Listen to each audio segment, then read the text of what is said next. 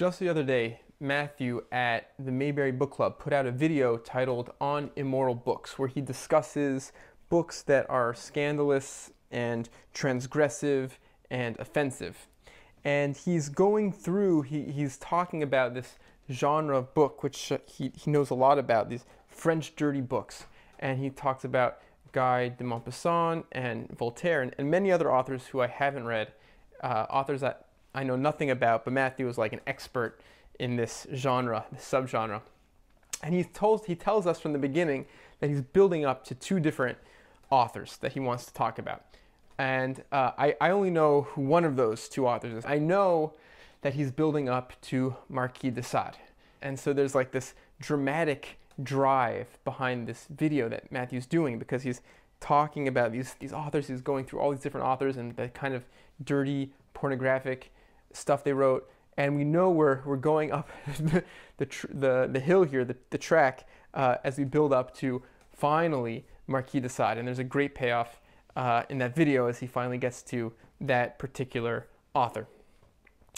And he raises so many amazing and important questions in that video. And these are questions that I've actually been thinking about for a long time, because since I started this channel, I've been toying with the idea of doing more videos, even a read-along potentially, of one of my favorite books of all time, a book that I have a lot of thoughts about, which is Lolita by Vladimir Nabokov. But of course, it's such a tough book to talk about on camera and to talk about correctly and appropriately and sensitively.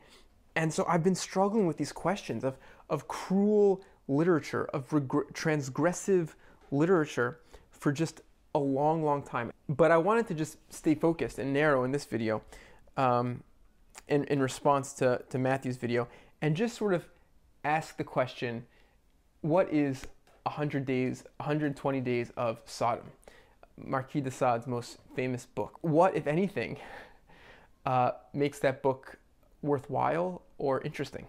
So just as one word of preface, before I say anything else, I just want to say that for many people, there's no question that any of the subject matter in that book, even at a fraction of the explicitness of that book, is completely unpalatable, right? I mean, this is just obvious. It's an extremely violent and sexualized, pornographic work of just obscenity, total obscenity. And so, of course, for many, many normal people, there's completely nothing palatable about that at all. No enjoyment to be had there. And as a preface to this video, I just want to start off by saying that that is completely legitimate, and not just legitimate, that might even be like the more morally evolved perspective. And so nothing in this video should be seen as like encouragement to seek out these works, because they are so depraved. But it's more of a question of, once we've seen these works, what do we make of them? What is going on in these books? And so 120 Days of Sodom is many, many things. On its most simple level, it's a satire of human civilization, of mankind, of the particular repressive society where Marquis de Sade found himself, and also found himself imprisoned at times. And it's France on the eve of the revolution. And it's France at a time of total corruption, where there's this aristocratic elite with infinite power and a repressed lower class.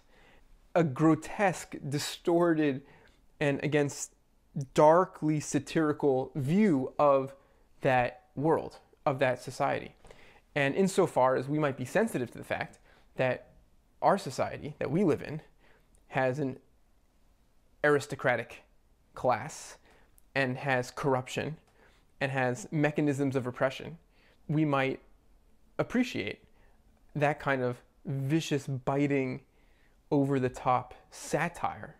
Additionally, it's a book of moral philosophy in a way.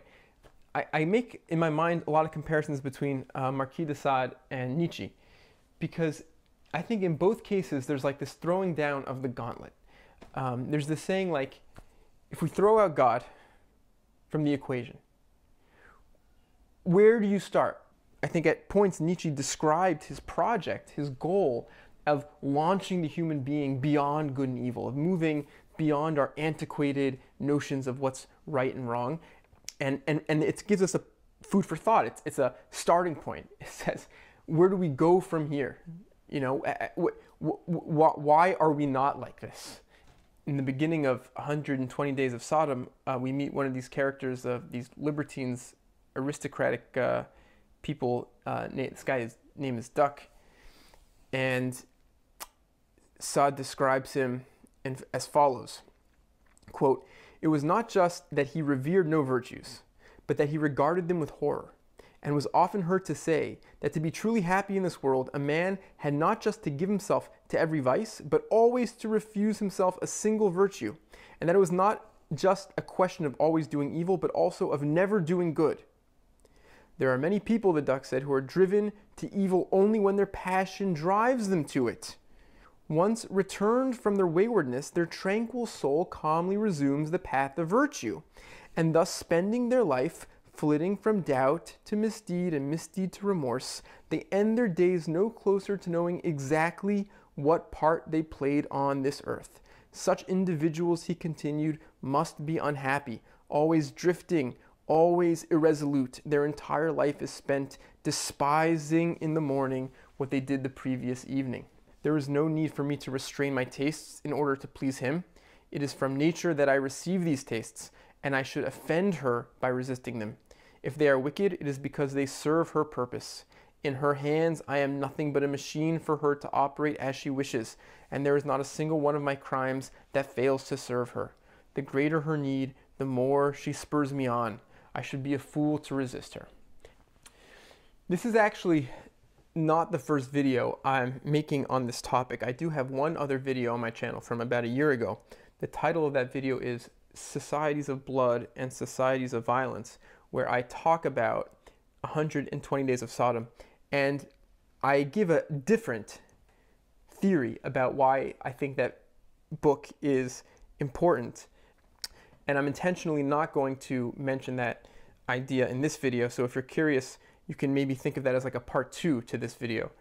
I'll link it down below. But in the comments field, one of my favorite booktubers, the Grimm Reader, recommended to me Angela Carter's work on Marquis de Sade, and specifically the Sadeian women. And on that suggestion, I picked up the book. And one of the things that Angela Carter does in that book is she talks about how Sade makes visible and makes apparent the violence that is inherent and forms a kind of substrata in society as a whole. And that for the experience of many women, an experience which I think has really come to light now as part of the Me Too movement, where we hear all these stories of women who are taken advantage of or exploited by powerful people who are seeking sexual favors from them, that for many people, the experience of being a woman in the world is one of constant fear. Fear of that violence, fear of the lechery and what people are threatening to take from you. And I think one of the arguments that she makes in the book is that Sade is able to see that. And one of the things he does so effectively is he makes that invisible kind of threat visible. Angela Carter writes, "Sade is uncommon amongst pornographers in that he rarely, if ever, makes sexual activity seem immediately attractive as such. Sade has a curious ability to render every aspect of sexuality suspect, so that we see how the chaste kiss of the sentimental lover differs only in degree from the vampirish love bite that draws blood. We understand that a disinterested caress is only quantitatively different from a disinterested flogging. For Sade, all tenderness is false, a deceit, a trap. All pleasure contains within itself the seeds of atrocities. All beds are minefields." The last observation I'll make about 120 Days of Sodom, based on just some excerpts of Angela Carter, is she writes about how the world that Sade constructs is a demonic world. It's like a kind of Dante's Inferno of earth and of transgression. Some quotes from Angela Carter. Sod's eroticism, with its tragic style, its displays, its corteges, its sacrifices, its masks and costumes, preserves something of the demonology of primitive man. The libertines are indeed like men possessed by demons. Their orgasms are like the visitation of the gods of voodoo, annihilating, appalling. Minsky's orgasm that kills his partners is announced by a ringing yell. Catherine the Great screams and blasphemes. Durand emits dreadful screams and her limbs twitch and thresh. She seems to have succumbed to a fit. St. Fons shrieks, his contortions, his blasphemies are appalling, and he half faints at the climax. These descriptions are those of torture. This is the precious climax which characterizes the enjoyment as good or bad. Lastly, the annihilation of the self and the resurrection of the body to die in pain and to painfully return from death is the sacred drama of the Sadeian orgasm. In this drama, flesh is used instrumentally to provoke these spasmodic visitations of dreadful pleasure. In this flesh, nothing human remains. It aspires to the condition of the sacramental meal.